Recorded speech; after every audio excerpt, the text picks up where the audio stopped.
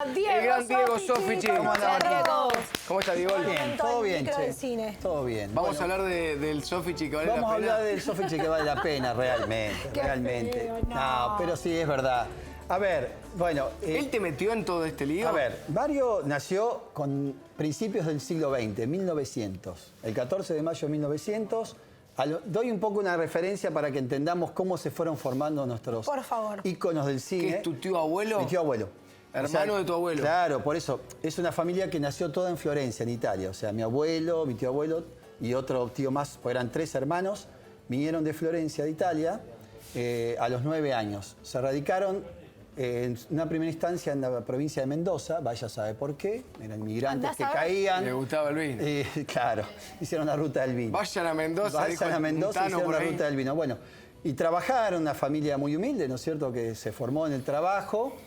Y Mario ya tenía inquietudes de, digamos, más que nada con la actuación, con el teatro. Hizo circo, se formó como prestidigidad. Ay, no me sale la palabra. Bueno, en circo. Prestidigitador. Prestidigitador, gracias, No sé Martín. qué significa, pero...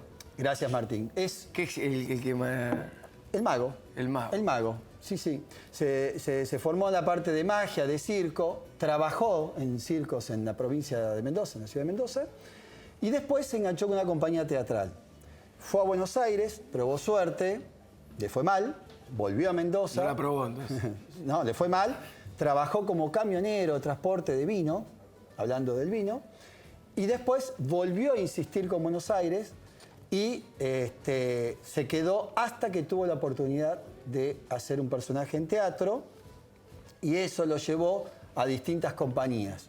Y fíjate una cosa, quedó como actor principal de una compañía, de Rosa se llama, que hizo gira en Barcelona, España.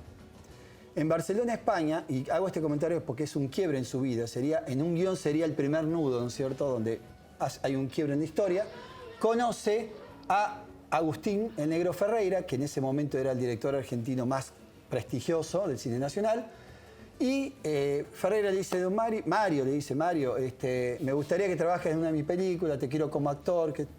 Y Mario le dice, no hay ningún problema, yo voy a trabajar gratis en una de sus películas, pero usted me va a enseñar a dirigir. Wow.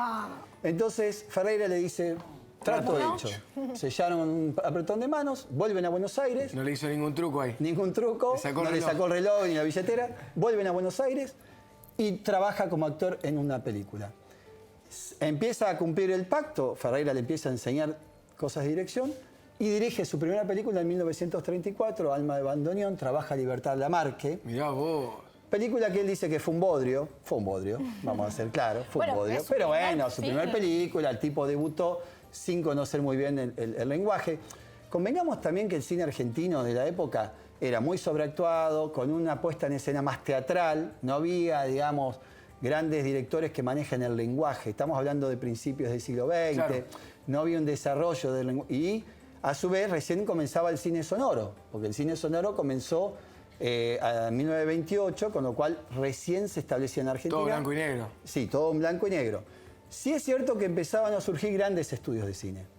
Estudios San Miguel, Argentina Sonofilm, Pampa Film, grandes estudios que no tenían nada que envidiar a los estudios de Hollywood. Se empezaba a consolidar una industria. Después de eso pasa a dirigir Viento Norte, pasa a dirigir Tres Hombres del Río, películas que ya ahí hicieron un quiebre en la cinematografía argentina. Y su consagración es Con Prisionero de la Tierra, una película que habla de la explotación de los mensúes en Misiones, ¿no es cierto?, y el trato justamente de los grandes terratenientes hacia los trabajadores de la yerba mate.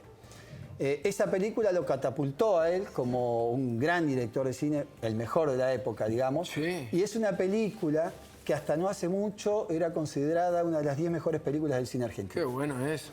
Entonces, a eso lo encasilló en un cine más social, más de denuncia.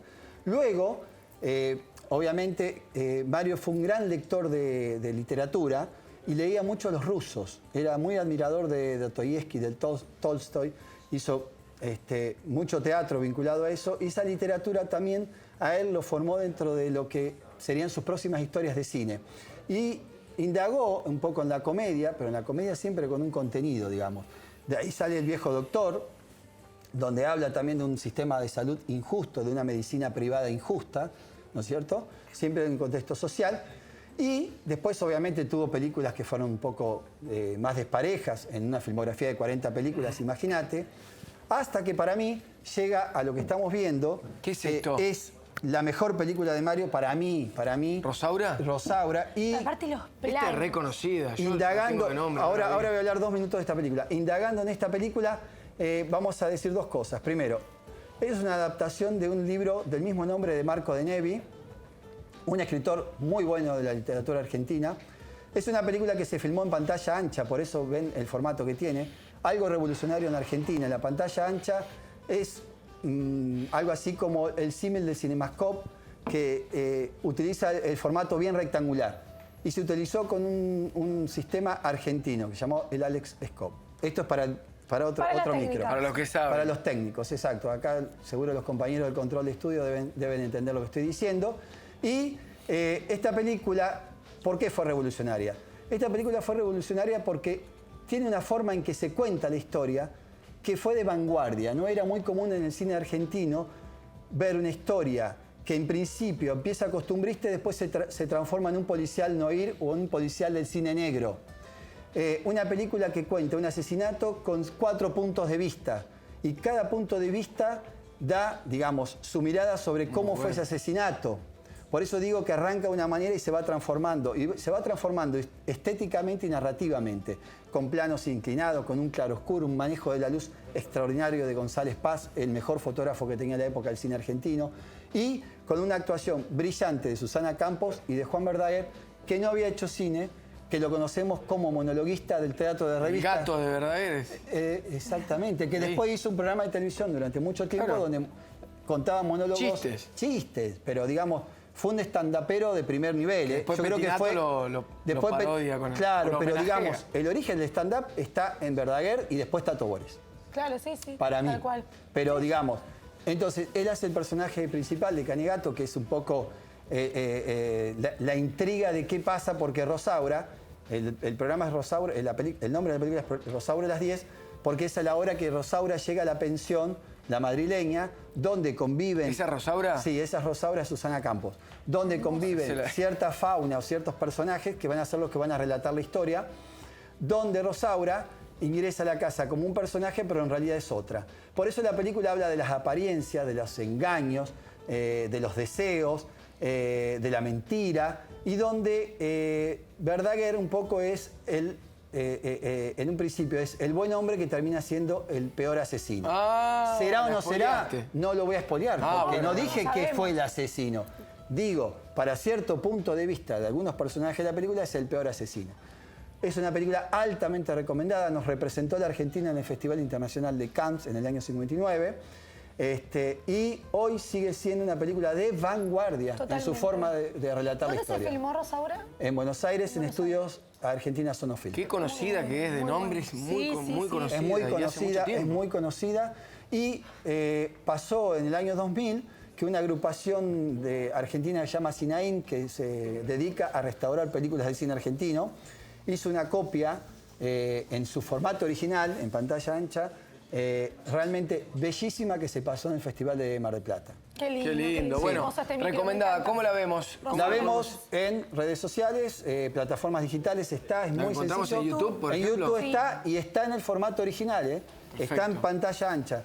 Véanla porque realmente es una joya del cine, y no porque sea de Mario, sino porque realmente traspasa cualquier, digamos, director del cine argentino y del cine mundial. Esta película se la comparó con Kurosawa, con Rashomon, por la forma en contar en cómo se lleva el relato adelante, ¿no? Miren con quién. Igual te digo una cosa, creo que Mario estará muy orgulloso de que vos sigas su legado.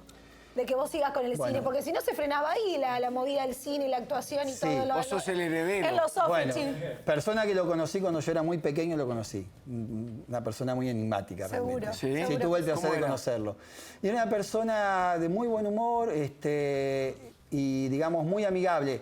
Por ejemplo, fíjense, y termino con esto, uno de mis profesores de cine, con el que yo mayor relación tuve en Buenos Aires, fue discípulo de Mario y fue uno de los pocos alumnos, había un círculo de 10 alumnos que eran habitués de su casa para hablar de cine.